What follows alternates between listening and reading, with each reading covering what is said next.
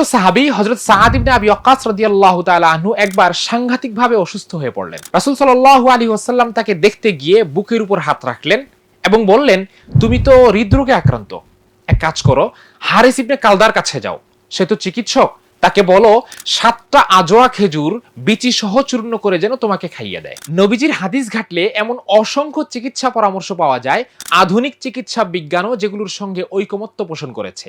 এর মধ্যে মধু, কালো জিরা ও খেজুরের ব্যবহার তো বেশ উল্লেখযোগ্য। নবীজি সাল্লাল্লাহু আলাইহি ওয়াসাল্লামকে জাদু করার ঘটনা তো আপনারা জানেনই, যা থেকে পরিত্রাণের জন্য আল্লাহ নাজিল করলেন সূরা নাস ও ফালাক। নবীজি সাল্লাল্লাহু আলাইহি ওয়াসাল্লাম নিজেও পড়লেন, পরিত্রাণ পেলেন এবং উম্মতকেও শিখিয়ে গেলেন এগুলো পড়ার জন্য। আল্লাহ বলেন, অনুনাজ্জিলু মিনাল কোরআনি মা হুয়া শিফাউ ওয়া রাহমাতুল লিল মুমিনিন। আর আমি কোরআনে যা কিছু নাজিল করেছি ঈমানদারদের জন্য তা উপশমকারী ও রহমত।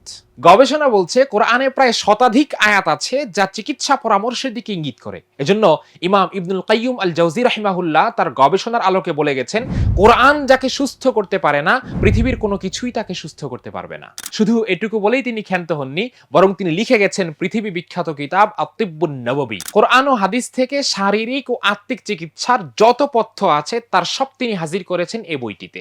যুগে যুগে যা থেকে উপকৃত হয়েছে অসংখ্য অগণিত মানুষ। পৃথিবী বিখ্যাত এই বইটি বাংলা অনুবাদ করেছে দারুল আরকাম প্রকাশনী। বইটি আপনারা অর্ডার করতে পারেন রকমারি.com থেকে।